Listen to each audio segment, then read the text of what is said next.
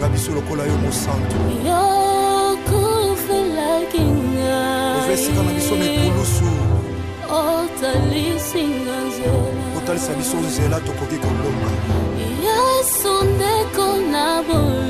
bandeko ya libota bakoki kobwaka aleluya kasi yo olinga biso ya mbote tobotama yesu masiya talondima kufa na ekulusu mpo na biso jésus-christ de nazareth otalisanga nzela elonga mokili ekamwa aleluya rakabasaka baboshe yekamana ya bababoshe jésus aleluya na okimela wapi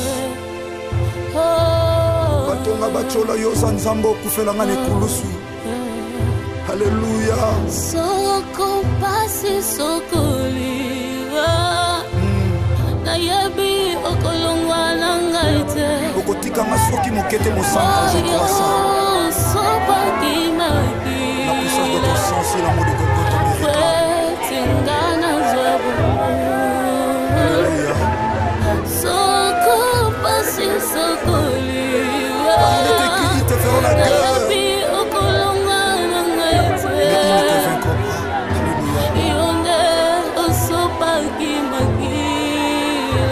C'est le sang qui est plus que le sang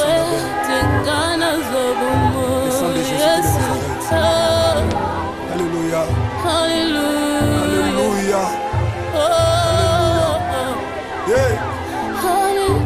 Okende wapi mosantu Yesu masasi kiloyote.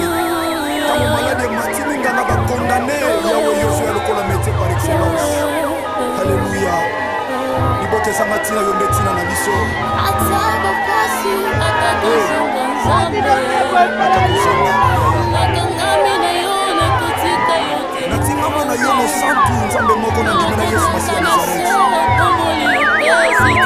Béni de ma foi, c'est toi Jésus. Alléluia. Bazobwaka ntango yo ozotombola mosantu. Eloko ezanga ntina ezokomisa ntina. Alléluia. Teta totombolo mosantu Yesu masiya Nazareth. Nzambe ya matana ekulusu akufa pesa de l'ekotomika. Le sèvre de Jésus de Nazareth qui la promet à la réussite. Boya kolala kokondima. Atala beni sécurité bakolala soki ba relever bango te na yo la. Jésus de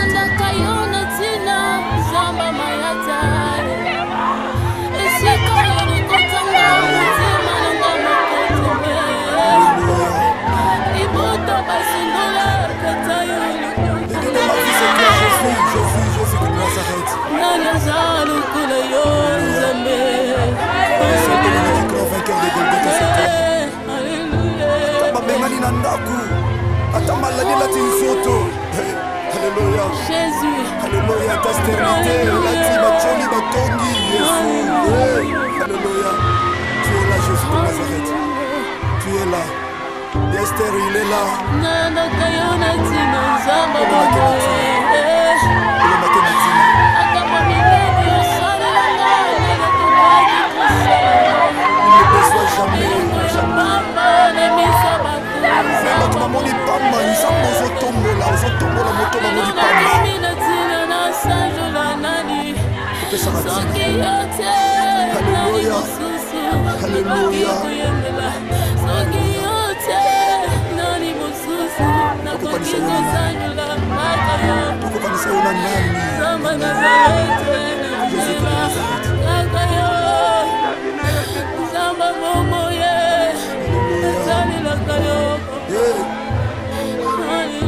Alléluia. Alléluia.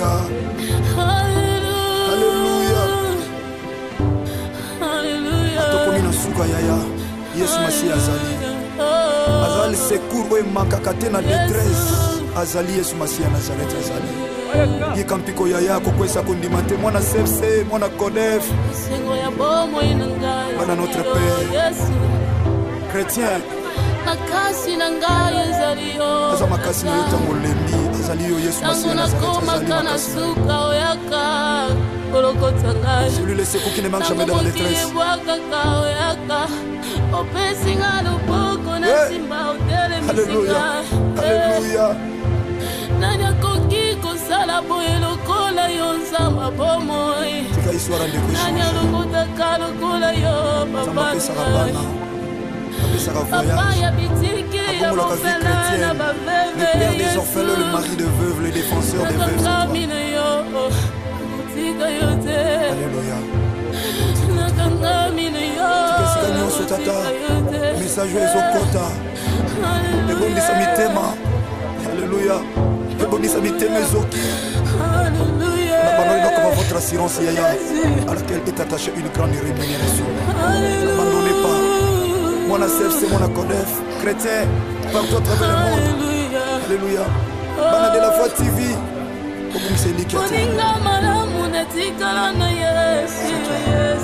C'est toi. Na tango ya pasi yo natakala salo kino na konda. Eloko esalama te boyo bengaki ye moninga na yo. Kanga pe lokola moninga Yesu nasalelaka yo. Na mikabi na maboko na yo nzamba bobo.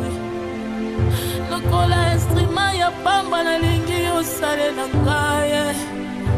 Lokola moumbu Yesu na kiti sala lulengo lingi. Oh, sala lulengo lingi zamba bomoi. Hallelujah. Oh, hallelujah. Makasi nangasi yo Yesu makasa bae balimba izaka kayo mokonzi.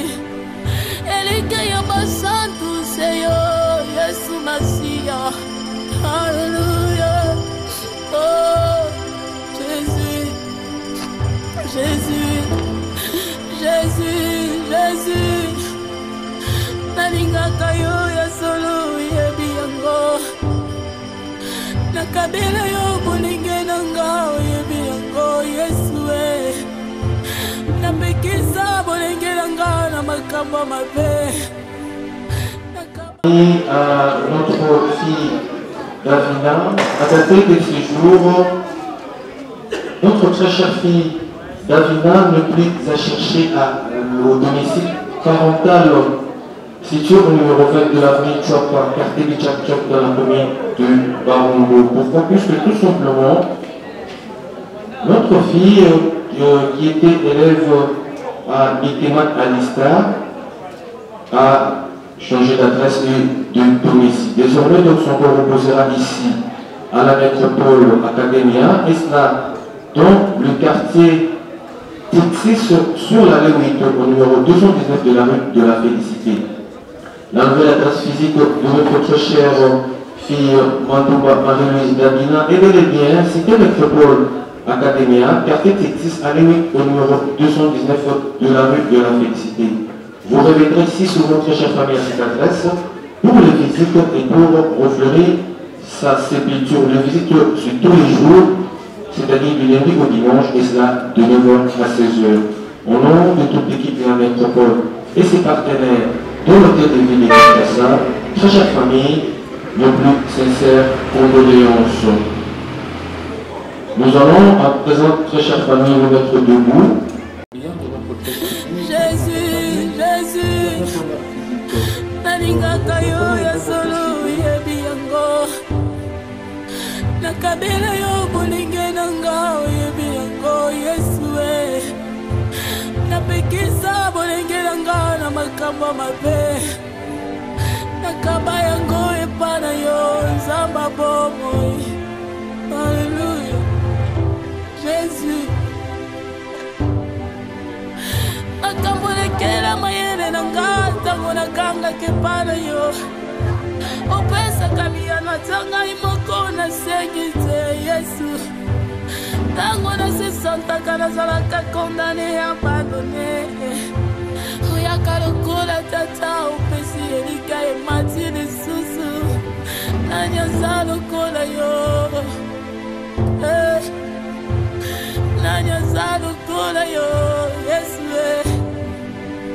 yo ndozali ndeko na bolingo na ngai Masiya Yesu ndeko na bolingo na ngai Masiya nalingaka yo koleka bapoti na ngai nalingaka yo koleka mobali na ngai nalela yo koleka bana yo kopesa ngai Yesu natika yo mpona nino namoni ntina te nakoki kotika yo Masiya natika yo nakende wapi nzamba bomoi libanda na yo kufa nzambe na ngai yo libanda na yo ezali libebi Yesu balongola yo te bomoi na ngai loki te ngai nakobeba bange kolongwa te pardon Yesu Masiya na bomoi na ngai nakokufa pamba Yesu likala libela epi na ngai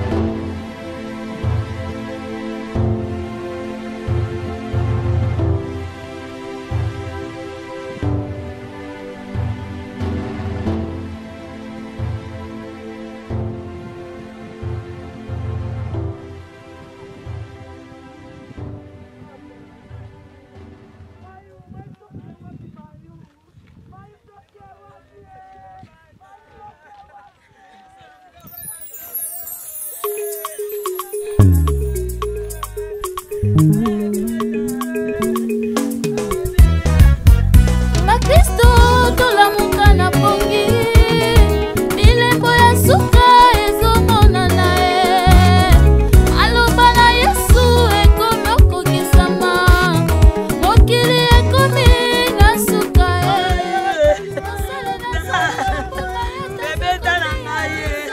bebe na ngai akosala suki yaya bebe na ngai alinga bamodele yaya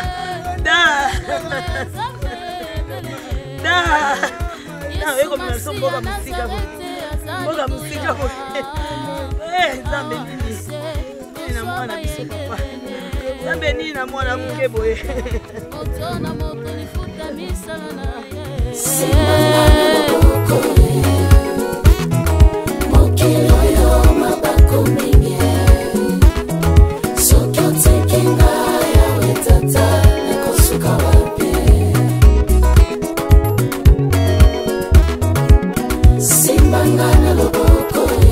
Simbangana loboko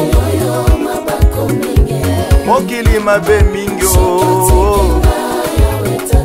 nakosuka wape nakosuka wape nakima wape malamu ekomi mabe mabe ekomi malamu nase na moi kondima ya bana na bato ekomi kosila ekomi kosila yawe. Que celui qui est injuste soit encore injuste, celui qui est saint se sanctifie encore. Alléluia, alléluia. Nanya koki kosala boye lokola yo nzamba bomoi. Nanya lokuta kalokola yo papa. Papa ya bitiki ya mofela na baveve. Le père des orphelins, le mari de veuve, le défenseur des veuves. Alléluia. Message ezokota. Ebondisa mitema. Alléluia. Ebondisa mitema ezoki. N'abandonnez pas votre assurance yaya à laquelle est attachée une grande rémunération. N'abandonnez pas. Mon ACF, mon ACODEF, chrétien, partout à travers le monde. Alléluia. Bana de la Voix TV.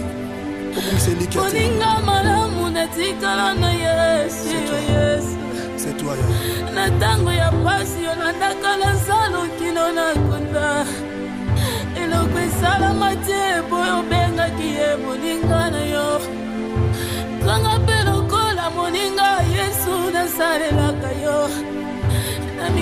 na maboko na yo zamba bobo lokola instrument ya pamba nalingi osale na ngai lokola moumbu Yesu nakiti sala lolenge olingi sala lolenge olingi zamba bobo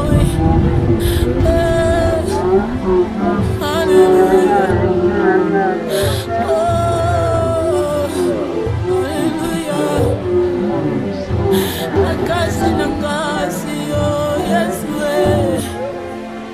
makasa maebalimba izakaka yo mokonzi elike yo basantu seyo Yesu Masiya Zame topesi yo merci Zame tatamba circonstance Zame mwana ndenga yeko pema na kimia Nayebete ba ange na yo bazana protection mwana oyo Esprit na yeko kena salela te Esprit na yeko kena service a te Makila na yeko maye Am na yeko mama na sa makila na yo Zame protection dikini kena kola mwana oyo Mwana oyo akena bonzambe nyoso Mwana kena oyo akena virginité na ye Amibo bake mibatela kisele Nayebete ba ange na yo Bazana protection mwana oyo Makila meshinda ye na kombo akambolekela mayele na ngai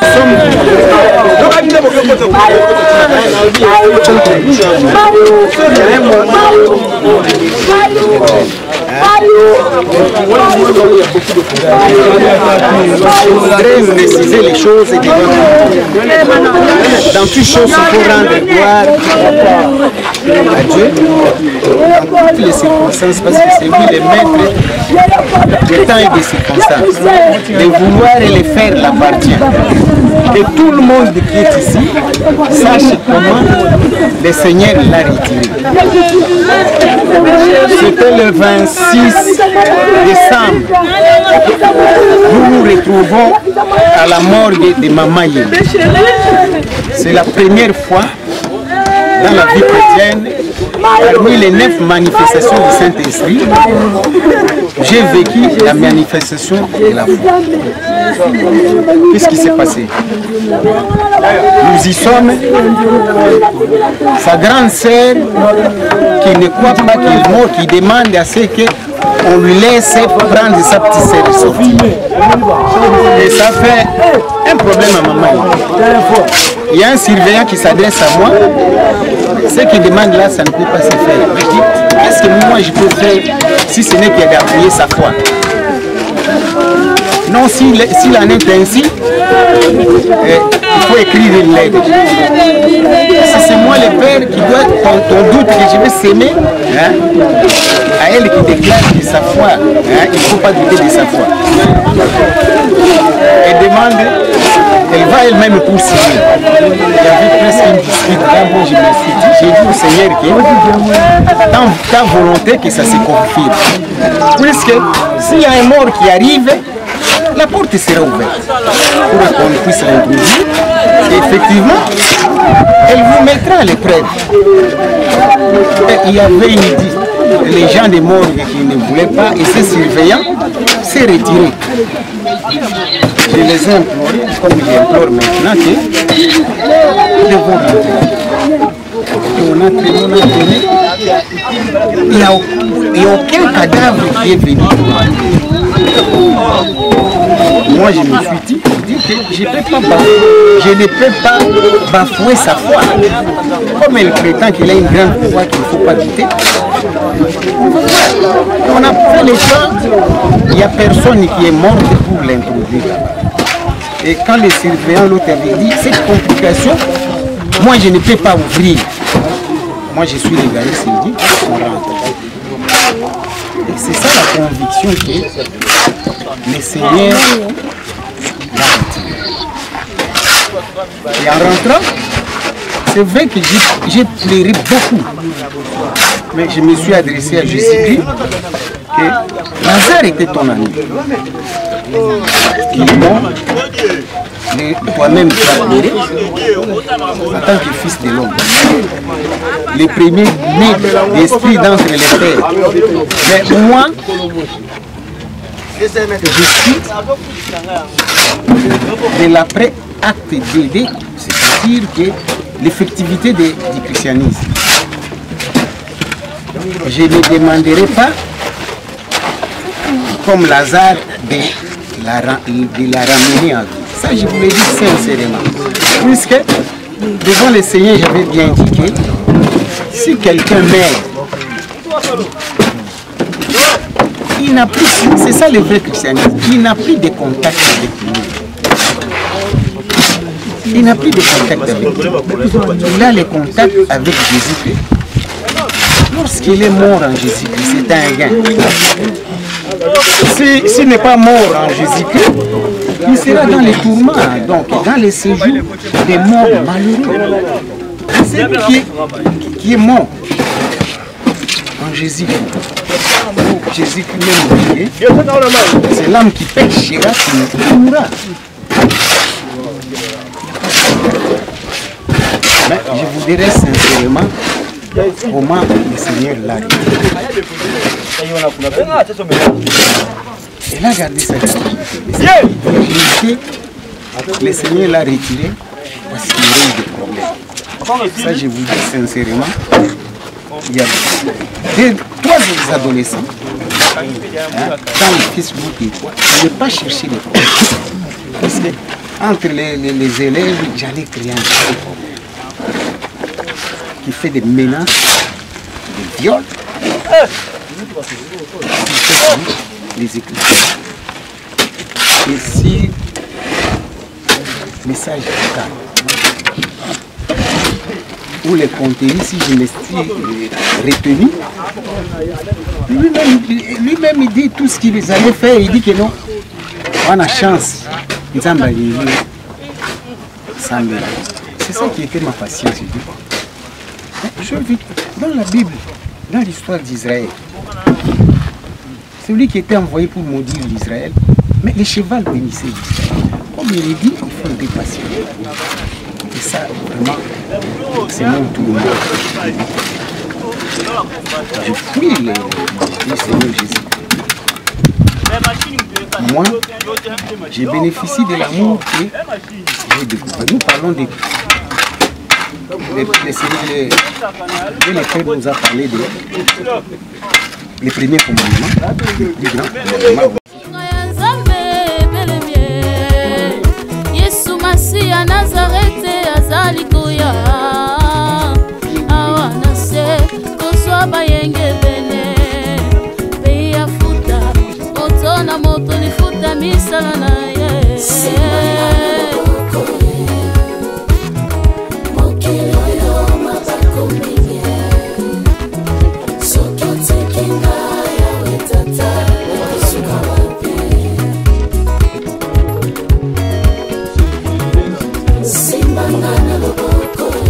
Simbangana loboko mokili mabe mingi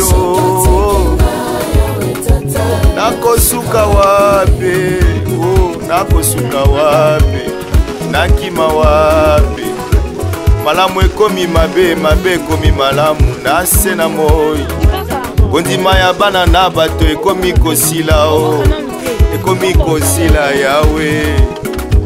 Que celui qui est injuste soit encore injuste. Celui qui est saint se sanctifie encore.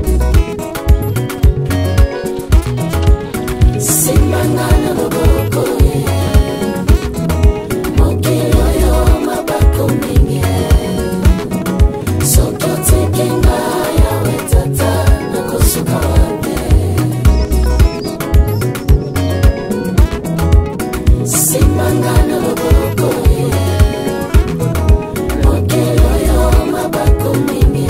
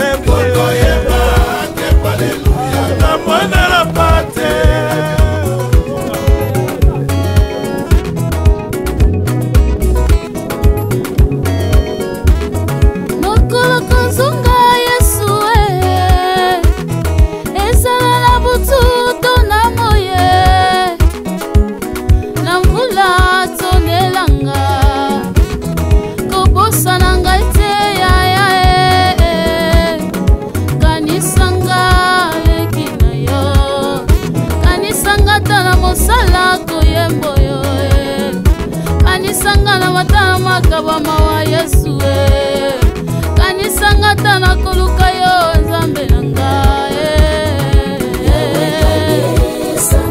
Papa, souviens-toi de moi.